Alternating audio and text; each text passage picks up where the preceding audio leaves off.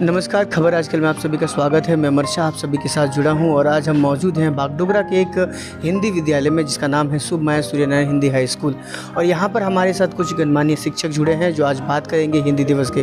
जैसे कि आप सभी को पता है कि आज हिंदी दिवस है, 14 सितंबर का दिन है और आज के दिन पूरे भारतवर्ष में हिंदी दिवस के रूप में मनाया जाता है। और इस दिन अगर हम बात करें आज के समय से, अगर हम पिछले साल की अगर हम बात करें तो बहुत ही ज़्यादा संख्या में अलग अलग जगह पर कार्यक्रम का आयोजन होता था और इस दिन हिंदी के ऊपर बहुत सारे अवेयरनेस कैंपेनिंग या फिर हम कहें तो हिंदी के प्रति जागरूकता जो है वो की जा रही थी।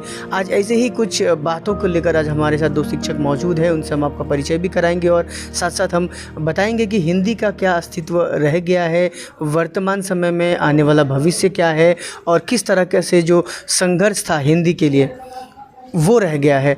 और आप सभी को हम एक चीज़ ये बताना चाहेंगे कि हिंदी है तो हिंदुस्तान है और बहुत अजीब लगता है जब हमें हमारी हिंदी के लिए आज भी संघर्ष करना पड़ रहा है। हिंदी से रिलेटेड हमारी मातृभूमि है और इस देश में हम रहते हैं जहाँ हिंदी सबसे ज़्यादा बोली जानी चाहिए, लेकिन यहाँ पर हिंदी बोलना अपने आप को गंवार जैसा महसूस करना मानते हैं लोग, लेकिन हम ऐसा नहीं मानते। हम हिंदी बोलते हैं, हम हिंदी पर गर्व करते हैं और हम आगे भी हिंदी को अपने स्तर पर प्रमोट करते रहेंगे। हम यहाँ पर जुड़े हैं, हमारे साथ हमारे एक शिक्षक मौजूद हैं। सर, आपका परिचय हमारे दर्शकों को दीजिए। मैं शुभ माया सूर्यनारायण हिंदी हाई स्कूल का शिक्षक, हिंदी का शिक्षक हूँ। कौशल कुमार मिश्रा मेरा नाम है और मैं वर्तमान में भी अभी यहीं पर शिक्षक हूँ। और अभी जी, तो आगे हमारे साथ और एक शिक्षक, उनका परिचय जानते हैं। मैं अंबुज कुमार राय, मैं बागडोगरा का निवासी हूं और मैं इसी विद्यालय का एक भूतपूर्व छात्र हूं और अभी मैं भी एक प्राथमिक विद्यालय में शिक्षक हूं। तो सबसे पहले हमारा सवाल कौशल सर से रहेगा। सर, हमें ये बताइए कि हिंदी हम सभी करते हैं, हिंदी बोलने में थोड़ा शर्म करते हैं। कुछ लोग हैं ये कहने में बहुत शर्म करते हैं कि मैं हिंदी मीडियम से पढ़ा हूँ। सर, इसको आप किस नज़रिए से देखते हैं? देखिए, ऐसा है कि ऐसी सोच जो होती है ना, ये कहीं से नई नहीं होती है। ये हमारे मतलब कि संस्कारों में आ जाती है। ऐसा समाज में हम रहते हैं और ऐसे समाज में हम हैं कि हमने ही ऐसा, हम तो बता रहे हैं कि इस बात को कहने में कोई संकोच नहीं करते हैं कि हम हिंदी के शिक्षक ही हिंदी से पैसा कमा करके और अपने बच्चों को इंग्लिश मीडियम में पढ़ाने के लिए तत्पर रहते हैं। वो इसलिए ताकि हमारा एक सोशल स्टेटस मेंटेन रहे। ऐसा कुछ भी नहीं होता है। हिंदी अब इंग्लिश नहीं आती तो नहीं आती है, लेकिन इंग्लिश हम सीखते हैं ज़बरदस्ती और हिंदी जान के भी नहीं बोलते हैं। अरे नहीं आती तो नहीं आती, कोई बात नहीं है। और ऐसा भी नहीं है कि हम हिंदी जो लोग नहीं बोलते हैं वो ऐसा नहीं कि हिंदी को मतलब कि बहुत ज़्यादा वो नहीं करते हैं। होता क्या है कि जिस चीज़ को हम बहुत ज़्यादा मानते हैं, जिसको हम बहुत ज़्यादा प्रेम करते हैं, उसको बहुत ज़्यादा हम इम्पोर्टेंस देते नहीं। ये भी एक बात होती है। हिंदी तो एक ऐसी चीज़ है कि हम अंग्रेजी बोलते बोलते जब हम अपना एक्सप्रेशन, जब अपने भाव को व्यक्त नहीं कर पाते तो हिंदी पर ही आ जाते हैं। तो हिंदी तो एक ऐसी चीज़ है जैसे भूख है, प्यास है, वैसे ही हमारी हिंदी भी है। बिना उसके बोले, बिना उसकी चर्चा के, बिना उसके लिए हुए हम कहीं भी चल नहीं सकते। तमाम ऐसी भाषाएं हैं, चाहे हम बंगाल में रहें तो बंगला हम बोलते हैं, तो हमारी मातृभाषा बंगला की ही है। लेकिन जब हम कोई बंगाल का जब किसी और प्रदेश में जाता है व्यक्ति, तो जब वो वहाँ की टूटी फूटी भाषा में हिंदी बोलता है तो बड़ा अच्छा लगता है। वो एक अलग उसका स्वाद होता है जब वो हिंदी बोलता है। तो जब कोई हिंदी प्रदेश का व्यक्ति इस बंगाल में आता है तो जब वहाँ की भाषा में वो हिंदी बोलने का प्रयास करता है तो भी बहुत अच्छा लगता है। एक अंग्रेजी बोलने वाला व्यक्ति जब हिंदी बोलता है तो उसका भी अपना एक अलग स्वाद होता है। और एक हमारी हिंदी एक ऐसी भाषा है, इसका शब्दकोश इतना विस्तृत है, इसमें इतना सब कुछ है कि हम बिना इसको एक सांचे में ढाले ही निर्भीक होकर के किसी भी तरह से हम अपने पूरी भावनाओं को व्यक्त करके हम हिंदी बहुत ही अच्छे तरीके से बोल सकते हैं। यानी कि आप कहना चाहते हैं कि हिंदी बोलकर अपने भाव को व्यक्त कर अपने अंदर की अंदरूनी जो बात है उसे आसानी से स्पष्ट तरीके से संतुष्ट होकर बोल सकते हैं। बिल्कुल। हमको अगर मैं किसी को अपने बातों को बहुत अच्छे तरीके से कहना हो, मतलब कि हृदय से कहना हो, तो हम उसको हिंदी में ही बोल पाएंगे। हम अंग्रेज़ी में या किसी और लैंग्वेज में उसको उस तरह से कह नहीं सकते जितना बढ़िया से हम हिंदी में कह सकते हैं। हमारे साथ यहाँ पे और एक शिक्षक हैं, उनसे हमारा ये सवाल है कि आज के दिनों में हम जहाँ पर अलग अलग जगहों पर जाते हैं, जहाँ पर हम देखते हैं कि हिंदी बोलने वाले कोशिश करते हैं इंग्लिश बोलने की, बहुत सारे वहाँ पे अभी के ज़माने में या अभी के समय में बहुत ऐसा जगह है जहाँ पर जब 2, 4, 10 लोग अगर इकट्ठे होते हैं और वह इंग्लिश में बात करते हैं और उस वक्त अगर वहाँ पे हिंदी भाषी अगर कोई व्यक्ति या छात्र रहता है, वो अपने आप को थोड़ा कमज़ोर समझने लगता है। इस पर क्या कहेंगे आप? इस पर मैं ये कहना चाहूँगा कि वर्तमान जो युग है, जो भारत की जो वर्तमान दशा है, यह पूरी तरह से कॉरपोरेट की तरफ भारत जा रहा है। और इस कॉरपोरेट युग में जितने भी काम हो रहे हैं, मतलब खासकर बिजनेस वर्ल्ड के, सभी अंग्रेजी माध्यमों में हो रहे हैं। यही कारण है कि वह जो छात्र हो या वह जो व्यक्ति जो अंग्रेजी में सक्षम नहीं है अंग्रेजी बोलने में, वो अपने आप को थोड़ा सा हीन समझता है। सर कौशल सर, वर्तमान समय में हिंदी को लेकर क्या लगता है, क्या महत्व रह गया है लोगों की सोच में हिंदी को लेकर? देखिए, एक व्यक्ति के सोच से हिंदी का न कुछ बनना है और न बिगड़ना है, सीधी सी बात है। हिंदी एक हमारी ऐसी भाषा है कि आज के इस डेट में हिंदी विश्व की चौथी सबसे बड़ी बोली जाने वाली भाषा है।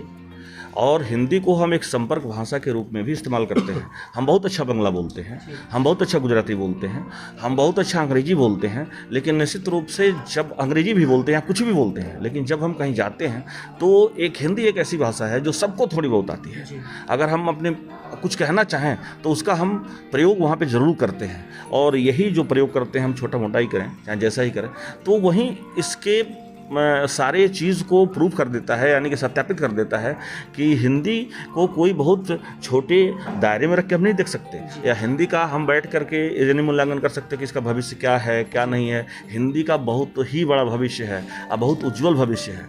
सर लेकिन जैसे कि देखा जा रहा है, लोग जिस तरह से अंग्रेजी भाषा की तरफ प्रभावित होते जा रहे हैं, उस भाषा को अडेप्ट करना चाह रहे हैं, वहीं पे हिंदी की जो बोलने की जो तादाद है, जो आने वाले समय में जो हम लोगों को देखने को मिलता है, ऐसे में इंग्लिश मैक्सिमम पेरेंट्स चाहते हैं कि उसका बच्चा इंग्लिश स्कूल में पढ़े, सरकारी स्कूल में भी पढ़े तो इंग्लिश बोलना सीख ले और इंग्लिश को सबसे ज़्यादा प्रयोग करे।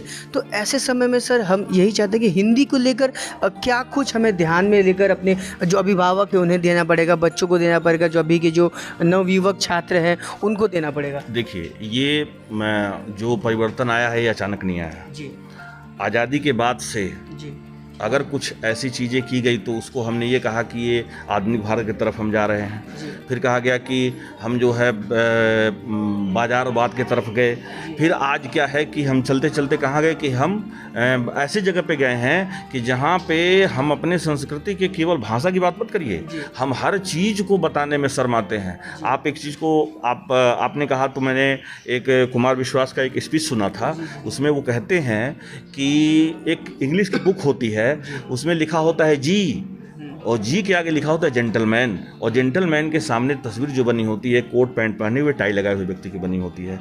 तो बचपन से मेरे दिमाग में ये डाल दिया जाता है और धारणा बैठा दी जाती है कि जो व्यक्ति टाई लगा के कोट पैंट पहन के होता है वो जेंटलमैन होता है। इसलिए हम जब धोती कुर्ता पहन के कहीं जाते हैं, अपने संस्कृति में होते हैं, तब हम उस चीज़ को छुपाते हैं कि हम जेंटलमैन शायद नहीं हैं, और हम वो भाषा भी बोलना नहीं चाहते हैं। हमको लगता है कि ये हमारी भाषा जेंटलमैन की भाषा नहीं है, ये हमारा पहनावा ओढ़ावा जेंटलमैन का नहीं है, इसलिए हम शर्माते हैं। तो ये जो हीन भावना है ये हमारे दिमाग में एक तरह से कहिए अवचेतन मन जो हमारा होता है, मन का एक भाग होता है, उसमें ये बैठा हुआ है, कहीं ना कहीं ये निकलता नहीं है। बचपन में अगर हमको ले जा करके हिंदी के बारे में घर से लेकर के स्कूलों तक ऐसा बताया गया होता या समझाया गया होता तो हम बेधड़क रूप से उस चीज़ का इस्तेमाल करते।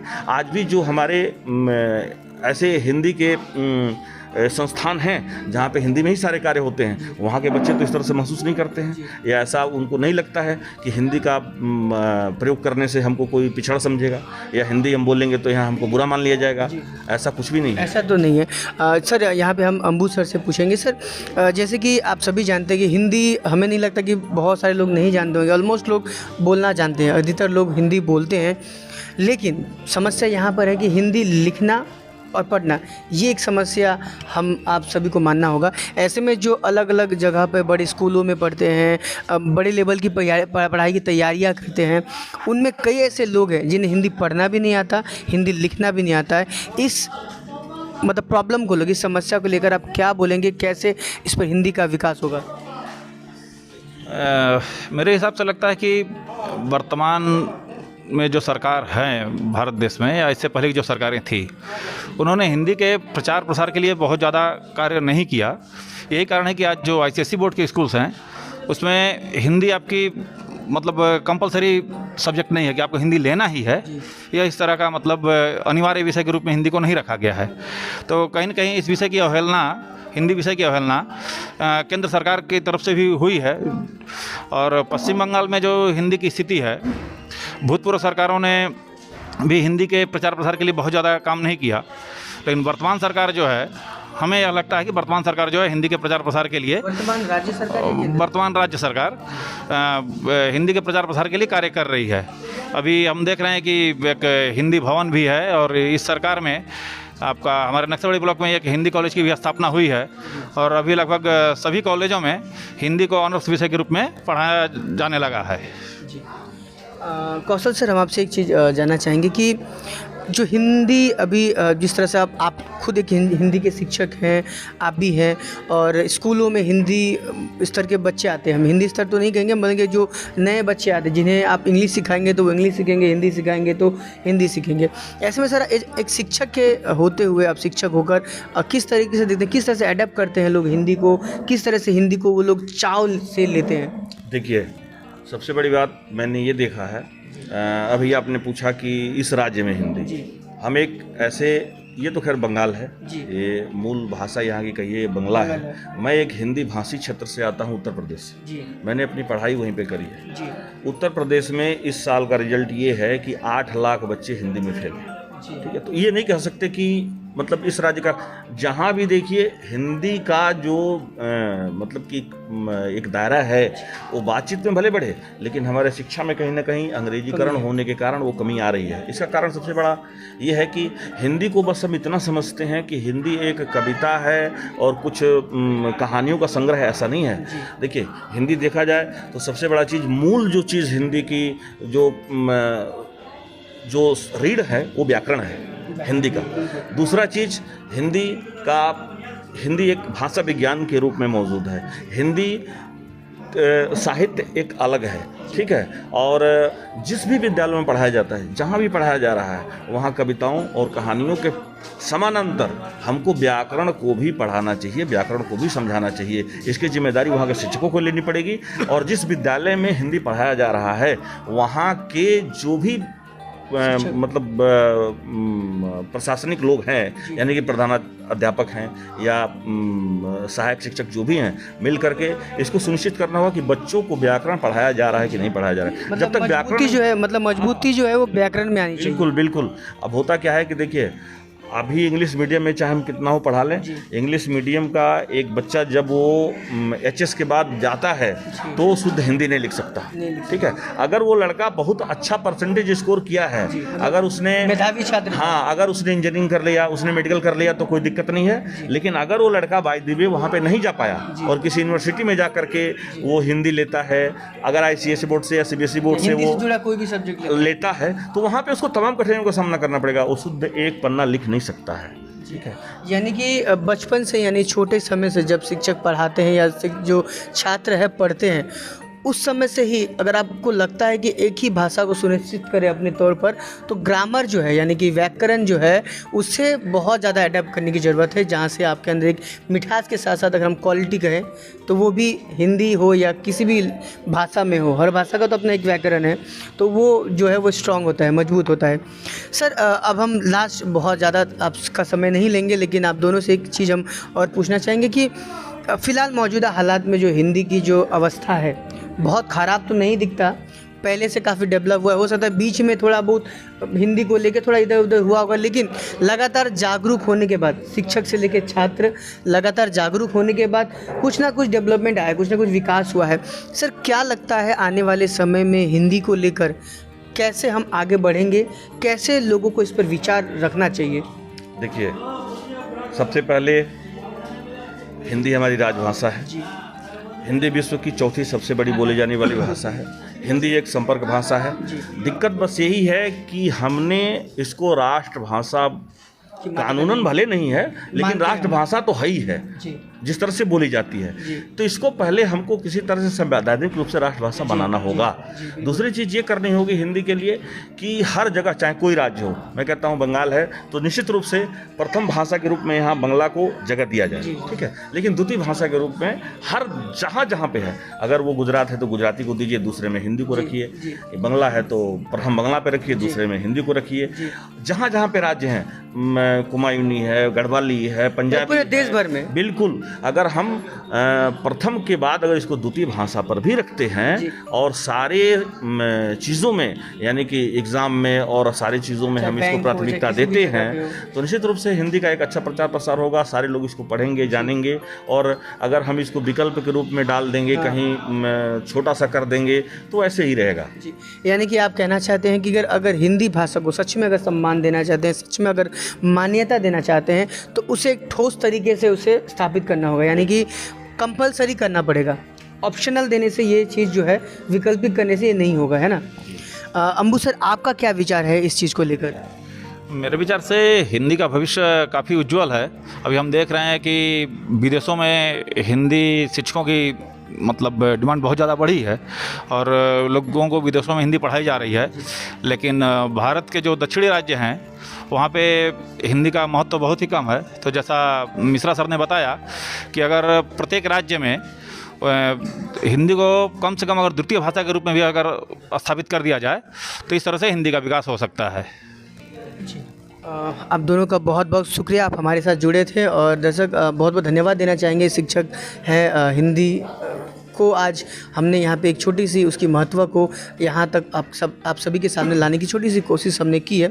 हम सब यही कहना चाहेंगे कि जो भी यहाँ पे बात करके जो निष्कर्ष लगा, आपने भी सुना और हमने जो ऑब्जर्व किया, उसके हिसाब से हम आप सभी को ये बताना चाहेंगे कि हिंदी को सिर्फ 14 सितंबर के दिन या उसके दिन दिवस के दिन ही उसे याद नहीं किया जाए, बल्कि हिंदी को, हिंदी की जो मान्यता है, जो उसका जो सम्मान है, उससे बरकरार रखने के लिए हमें कुछ ऐसा करना पड़ेगा। सिर्फ हमें नहीं, हमारी जो राज्य सरकार हो, चाहे केंद्र सरकार हो या देश भर में जो भी कानूनी जो प्रथा है, वहाँ के थ्रू हमें इस जो भाषा है इसको एक अलग मान्यता तौर पर देना पड़ेगा। इसे ऑप्शनल नहीं दे के इसे कंपलसरी करना होगा। और जैसे कि आप सभी जानते हैं कि जब आप मोबाइल फ़ोन में अगर आप किसी को भी डायल करते हैं, अगर आप कस्टमर केयर से बात करते हैं, तो अंग्रेज़ी के लिए एक और हिंदी के लिए 2 दबाने के लिए किया जाता है। तो हमारे देश में जब हम टेलीफोन यूज़ करते हैं, तो सबसे पहले हमारा विकल्प 1 यानी कि हिंदी भाषा होना चाहिए, उसके बाद हम इंग्लिश को देते हैं। ये हमारे लिए संभव है।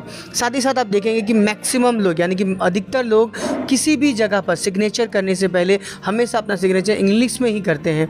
लेकिन अगर हम अपने आप को बदलाव ला, अगर हम आज के दिन अगर ये प्रण करें कि नहीं, हमारा सिग्नेचर हिंदी में हो, हिंदी में अगर हम कुछ भी करते हैं, यानी कि हमें मातृभाषा में, मातृ के प्रति हमारा एक अलग सा एक रुझान बढ़ता है, अंदर कॉन्फिडेंट आता है और लगता है कि वास्तव में हम एक भारतीय हैं हिंदी बोलने और लिखने और समझने को लेकर। तो कोशिश करें कि मैक्सिमम जो सिग्नेचर है वो हिंदी का। अगर आपको लगता है कि हिंदी के दिन, हिंदी दिवस के दिन हिंदी के लिए अगर आपको कुछ करना है, अगर आप कुछ करना चाहते हैं, तो अपने आप को थोड़ा बदलिए, दूसरों को प्रमोट करिए, इंग्लिश के बजाय हिंदी में सिग्नेचर करिए, कोशिश करिए, धीरे धीरे ये बदलाव आएगा। बहुत सारे लोग आज भी अंग्रेजी में ही हस्ताक्षर करते हैं, लेकिन इसको बदलना या इस तरह के कुछ अलग अलग, सिर्फ मेरी सोच नहीं कह रहा हूँ, आपके अंदर भी बहुत सारे विचार हैं जिसको आप हिंदी को लेकर समर्पित कर सकते हैं।